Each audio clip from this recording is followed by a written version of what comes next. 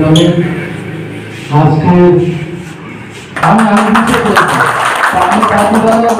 আমি গাইবান্ধার জেলা বিএনপি গাইবান্ধার জেলা কাজী দলের আমি ধন্যবাদ জানাই সাধুবাবু থানা বিএনপির পক্ষ থেকে এই কথাটি যদি সফল আপনারা যে একটু প্রতিবাদ সমাবেশ করলেন আবুল কালাম আজাদ ভাইয়ের আমি এই কথাটি অবশ্যই কথাবো ডাক্তার সাধু ভাইয়ের আমি তাদের জানাবো।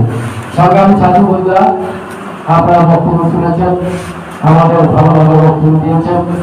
আপনাদের মাঝে আমি আপনারা জানেন 16 থেকে 17 বছর এই খুনি হাসিনার নির্যাতনের শিকার আমরা সবাই। কি বলে না আজকে ধীরে ধীরে বা সংগঠন বাংলাদেশ জাতীয়তাবাদী দল 1978 সালে এই জন্ম হওয়ার পরে আজকে আমরা 46তম প্রতিষ্ঠাবার্ষিকী পালন করেছি। এই পালনের মাধ্যমে সারা বাংলাদেশে কেন্দ্র থেকে তেঁতুলিয়া, রূপসা থেকে পাতুলিয়া, শহীদ রাষ্ট্রপতি বিএনপি সড়ক এবং তার অঙ্গ সংগঠনের যে অঙ্গ সংগঠনগুলি আছে সারা বাংলাদেশে বৃহৎ সংগঠনে পরিণত হয়েছে। এই কথাটি এই জন্য বললাম, অনেকে আপনারা লালন করেন, ধারণ করেন যে তাঁতি দল একটি ক্ষুদ্র দল, এটা ক্ষুদ্র দলের কিছু না। এই তাঁতি দলকে শহীদ রাষ্ট্রপতি যেমন অনেক ভালোবাসেন, সিরাজগঞ্জের তাঁতি দলের অত্যন্ত বৃহৎ সংগঠন আছে। কি বলেন আপনারা আরম্ভ করেন তাঁতি আছে।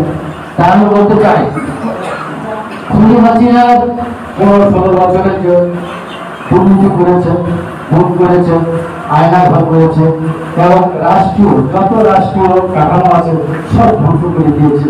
তার প্রতিফলন করেছে আমাদের ছাত্র জনতা।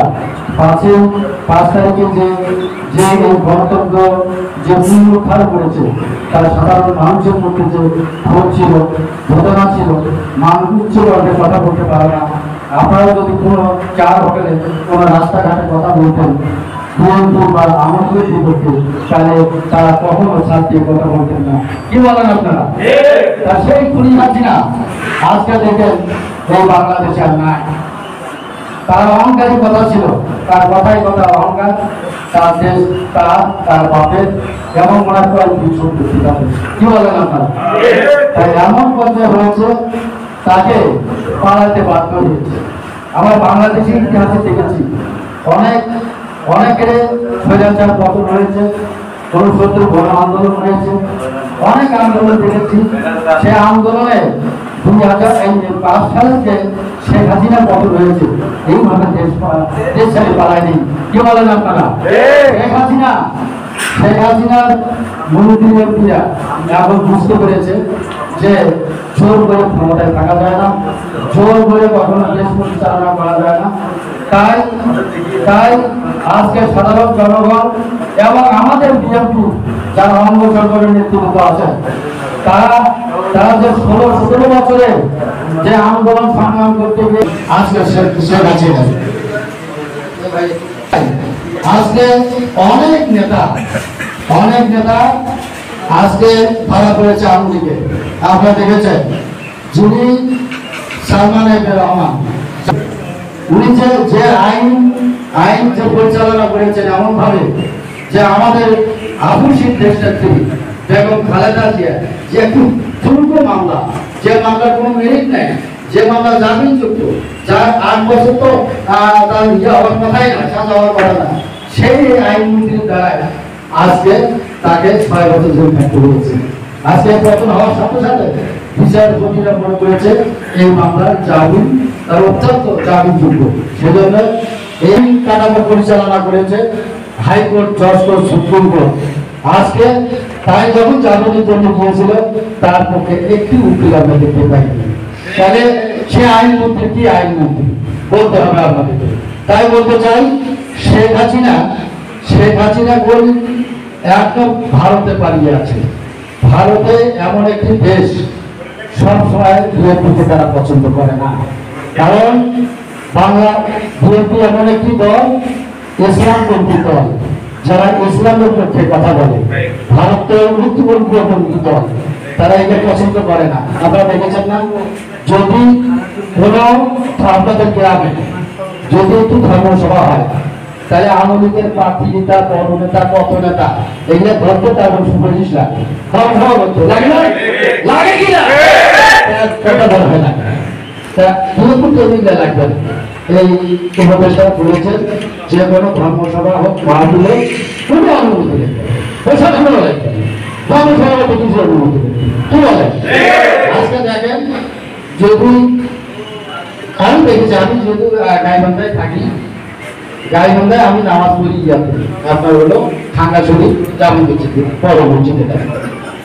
ওই মসজিদে যখন ইমাম সাহেব খুতবা পাঠ করতো, আমাদের লোকজন আগে বলতো আপনার বক্তব্যটা এইভাবে দিতে হবে। আমরা ইসলামের কথা বলি, লোকজন আমাদেরকে কথা বলতে দেয় না। আমার শিক্ষার্থী বেগম খালেদা জিয়া সারা বাংলাদেশের প্রিয় নেত্রী, তাই পুরো বাংলাদেশে যতবার পাঁচটি আসনের দিন তারা ছিলেন, পুরো আসনের দিকে হারেন। কি বলে শেখ হাসিনা তো সামান্য আমাদের পীরগঞ্জ নূর মোহাম্মদের কাছে হেরেছে। এটাই হচ্ছে আন্দোলন। কি বলেন আপনারা? আবুল কালাম আজাদের উপর তো হামলা হবেই, আমাদের বিএনপি নেতাদের উপরে হামলা হবেই। আবুল কালাম আজাদ অত্যন্ত একজন প্রিয় নেতা, সেই জন্য ওনারাও মনে করেছে আবুল কালাম আজাদ সারা বাংলাদেশে তাঁতি দলকে যেভাবে সুসংগঠিত করছে, তাকে কিভাবে দমন করা যায়। আমরা শুনেছেন গতকালে সাবেক সভাপতি শফিউল ইসলাম স্বপন ভাই বলেছেন আমাদের উপরে হামলা হবেই তো, কারণ তারা তো এখন ষড়যন্ত্রের মধ্যেই আছে। আমরা কি করতেছে, পানি ছেড়ে দিয়ে যখন কি অবস্থা করছে, ঠিক আছে। তারপরে আনসার, গোলাপি আনসার, যেটা বলে গোপালগঞ্জে, যেটা ৮,০০০ আনসার নিচ্ছে, তার মধ্যে ৭,০০০ গোপালগঞ্জ, গোপালজি আনসার, তাকে বলে গোপাল সচিবালয় কিভাবে তাদের ষড়যন্ত্র করেছে, ঠিক আছে। এবং হিন্দু সম্প্রদায় যখন এটা হলো আমাদের ৫ তারিখের পরে, যখন দেখলো যে সরকারের আমলের পতন হলো, সেখানে খারাপ যায়, সেখান থেকে বলে মোদীকে বুঝালো, এবং মোদী বলেছিল যে তাদের বলে কি হিন্দু সম্প্রদায়ের বাড়িতে ভাঙচুর হচ্ছে, এইভাবে তো ভাঙচুর হচ্ছে, কোনোদিন হয় না। এগুলো ষড়যন্ত্র করে আর কোনো লাভ হয় না। 20 থেকে 40 বছরে বাংলাদেশে আওয়ামীলীগের অস্তিত্ব বলতে থাকবে না।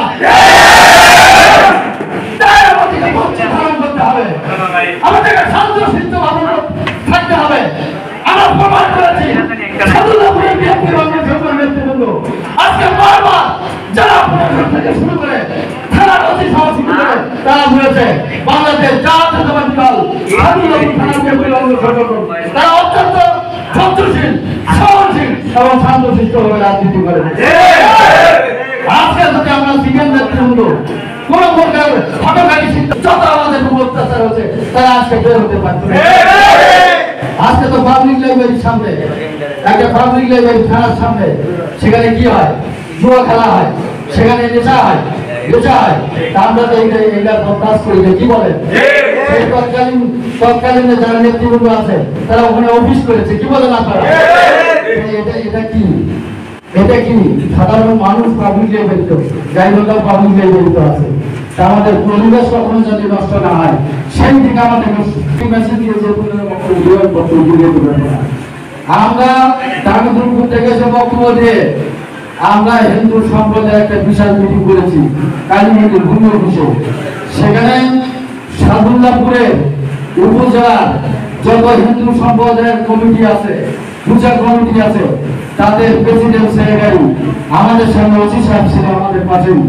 তারা এমন ভাবে বক্তব্য দিয়েছে সাদুল্লাহপুর বিএনপিকে, ডাক্তার ওয়াহিদুল হাসান সাদিককে বলে আপনাদের নেতৃত্বে আমাদের কোনো ক্ষয়ক্ষতি হয় নাই, আমরা আগের থেকে আরো নিরাপদে আছি। তারা বলেছে হিন্দু সম্প্রদায়কে তারা কি ব্যবহার করেছে, আমাদের শুধু হিন্দু সম্প্রদায়কে ব্যবহার করেছে, তাদের জন্য কিছুই বলে নাই, কিছুই করে নাই। কালকে তাদের বক্তব্যের মাধ্যমে আমরা শুনতে পেরেছি আজকে যে অবৈধ এমপি ছিল আজকে কি স্মৃতি আবার সেই স্মৃতি আবার নির্বাচনে অবৈধভাবে এমপি হয়েছে। আজকে তিনি কি করেছেন? আজ 5 তারিখে রাতে সে পলায়ন করেছেন কানাডায় তার বাড়ি আছে। তাই বলতে চাই আমাদেরকে দল সুসংগঠিত করতে হলে বিএনপি অবশ্যই অবশ্যই সারা বাংলাদেশের মানুষ বিএনপির দিকে তাকিয়ে আছে। আমরা তাই এই সময়টাকে আমাদেরকে ধৈর্য ধারণ করতে হবে। কি বলেন? যতদিন পর্যন্ত আমরা ভোট না হচ্ছে আমরা ভোটের অপেক্ষায় থাকবো। আমরা নির্বাচনে বিপুল ভোটে জয়লাভ করবো বিএনপি। তখন আমরা এই সারা বাংলাদেশ থেকে শুরু করে আমরা সারা বাংলাদেশের জন্য কিছু করতে পারবো না। আমরা স্বাধীনতার জন্য ইতিহাস করতে চাই। বিএনপি স্বাধীনতাপুরে 11টি ইউনিয়নের যে উন্নয়নগুলো কর্মকাণ্ড করবে তা আমরা সব মিলে সার্বিকভাবে সহযোগিতা করবো সংগ্রামী সাথী বন্ধুরা। তাই আমাদেরকে কি করতে হবে আপনারা জানেন। বিএনপি ক্ষমতায় এলেও যদি এলাকার এমপি না থাকে তাহলে কোনো কাজ করা যায় না। কি বলেন আপনারা? এমপি অবশ্যই থাকতে হবে। কারণ সেই কারণে অনেক নেতা বলেছেন যে আমাদের এলাকায় এমপি নাই। এখন আমাদের এলাকায় অধ্যাপক ডক্টর মাহমুদ হাসান সাদিক ভাই, তিনি গাইবান্ধা জেলা বিএনপির সংগ্রামী সভাপতি। কেন্দ্রে তার ভালো পজিশন আছে এবং আমাদের অ্যাক্টিভ চেয়ারম্যানকে আমাদের যুব সমাজের অহংকার আগামী দিনে রাষ্ট্রনায়ক তারেক রহমান সাহেব অত্যন্ত কাছে প্রায় সপ্তাহে তার সাথে দেখা হয়।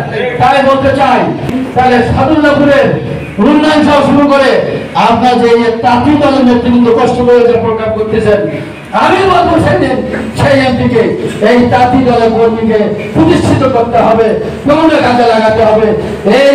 আর আমি বক্তব্য দীর্ঘায়িত করবো না।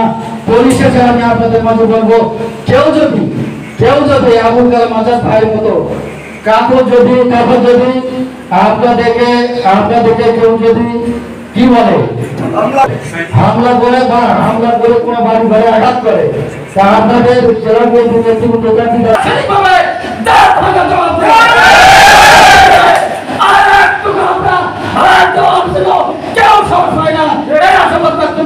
সবাইকে ধন্যবাদ জানিয়ে আমার বক্তব্য এখানে শেষ করছি। সবাইকে আমার ধন্যবাদ। দেখা হবে রাজপথে, কথা হবে মিছিলে। সবাইকে ধন্যবাদ।